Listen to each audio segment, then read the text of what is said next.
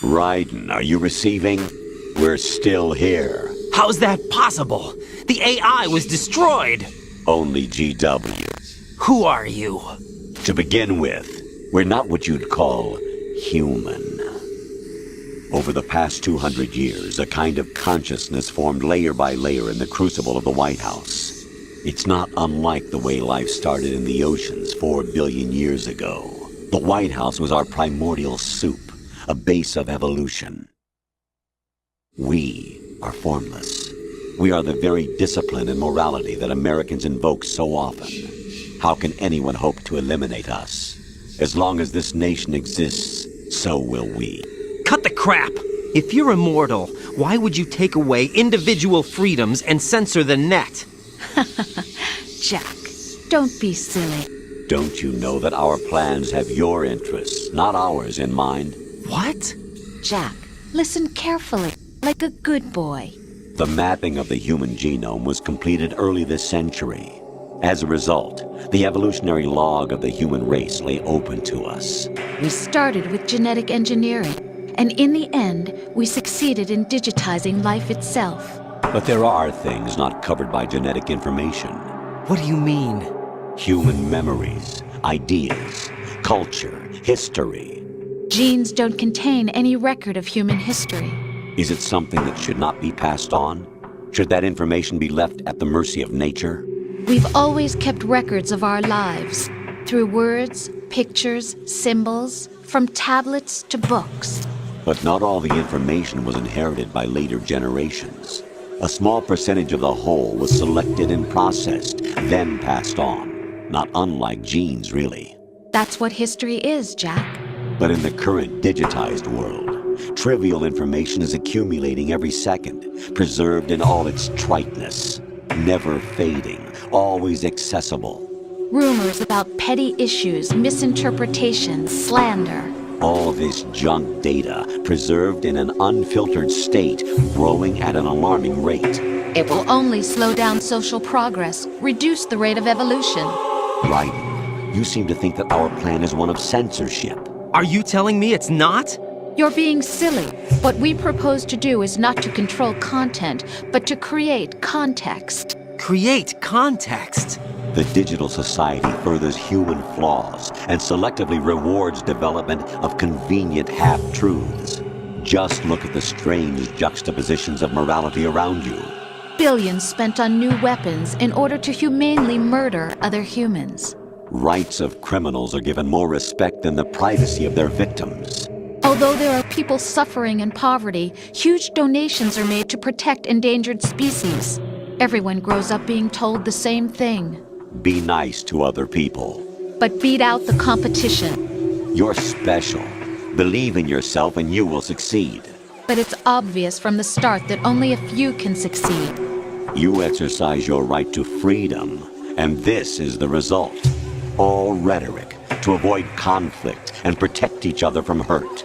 The untested truths, spun by different interests, continue to churn and accumulate in the sandbox of political correctness and value systems. Everyone withdraws into their own small gated community, afraid of a larger forum. They stay inside their little ponds, leaking whatever truth suits them into the growing cesspool of society at large. The different cardinal truths neither clash nor mesh. No one is invalidated, but nobody is right. Not even natural selection can take place here. The world is being engulfed in truth. And this is the way the world ends. Not with a bang, but a whimper. We're trying to stop that from happening. It's our responsibility as rulers. Just as in genetics, unnecessary information and memory must be filtered out to stimulate the evolution of the species. And you think you're qualified to decide what's necessary and not? Absolutely. Who else could wade through the sea of garbage you people produce, retrieve valuable truths, and even interpret their meaning for later generations? That's what it means to create context. I'll decide for myself what to believe and what to pass on. But is that even your own idea? Or something Snake told you? That's the proof of your incompetence right there. You lack the qualifications to exercise free will. That's not true. I have the right. Does something like a self exist inside of you? That which you call self serves as nothing more than a mask to cover your own being. In this era of ready-made truths, self is just something used to preserve those positive emotions that you occasionally feel. Another possibility is that self is a concept you conveniently borrowed under the logic that it would endow you with some sense of strength. That's crap! Is it? Would you prefer that someone else tell you? All right then. Explain it to him. Jack, you're simply the best, and you got there all by yourself. Oh, what happened? Do you feel lost? Why not try a bit of soul-searching? Don't think you'll find anything, though.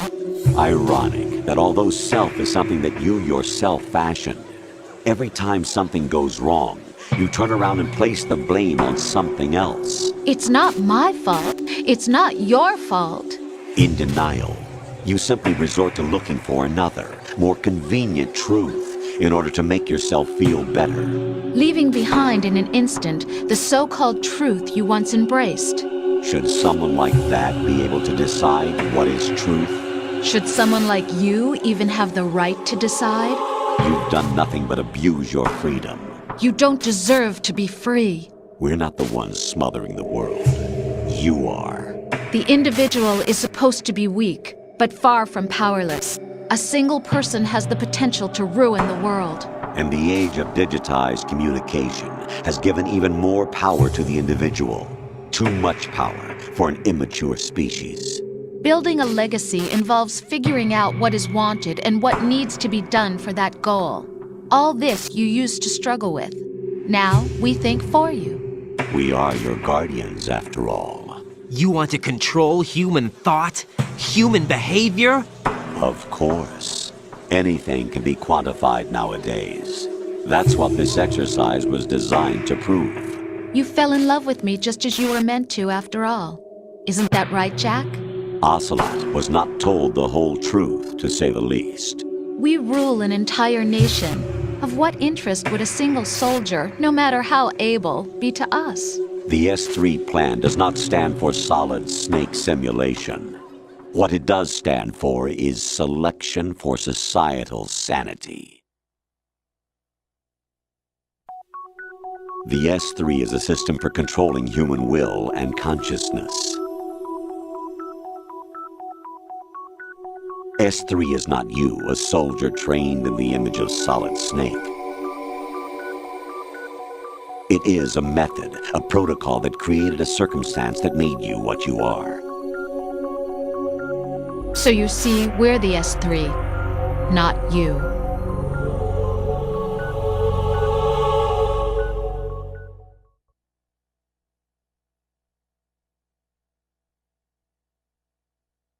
What you experienced was the final test of its effectiveness. That's crazy.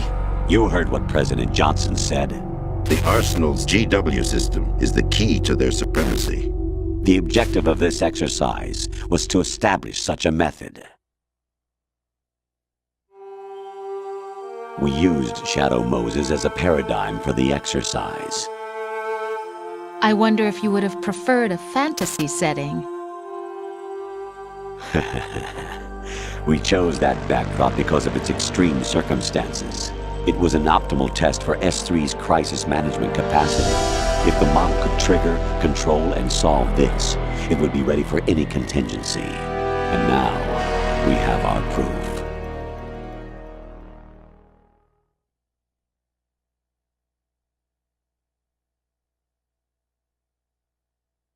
Raiden, there are also reasons behind your selection.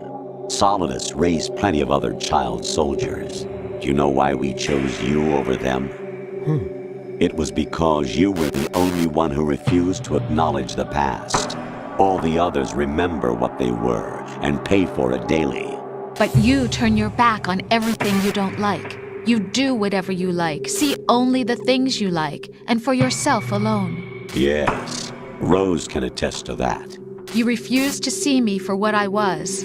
I lied to you, but I wanted to be caught. You pretended to be understanding, to be a gentleman. You never made a conscious attempt to reach out to me. The only time you did was when I gave you no choice but to do so. I was just trying not to. What? Trying not to hurt me? Dear, the one you were trying not to hurt was yourself. Avoiding the truth under the guise of kindness is all that you did. It occurred to you to do nothing but look out for yourself. Even if you claim that it was for my sake, that feeling was nowhere to be seen. In the end, everything was for your sake. I was never part of the picture. Exactly right. So you see, you're a perfect representative of the masses we need to protect. This is why we chose you. You accepted the fiction we've provided, obeyed our orders, and did everything you were told to. The exercise is a resounding success.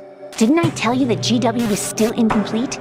But not anymore, thanks to you. Your persona, experiences, triumphs, and defeats are nothing but byproducts.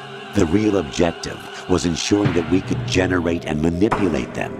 It's taken a lot of time and money, but it was well worth it considering the results. I think that's enough talk. It's time for the final exercise. Raiden, take Solidus down. Think again. I'm through doing what I'm told.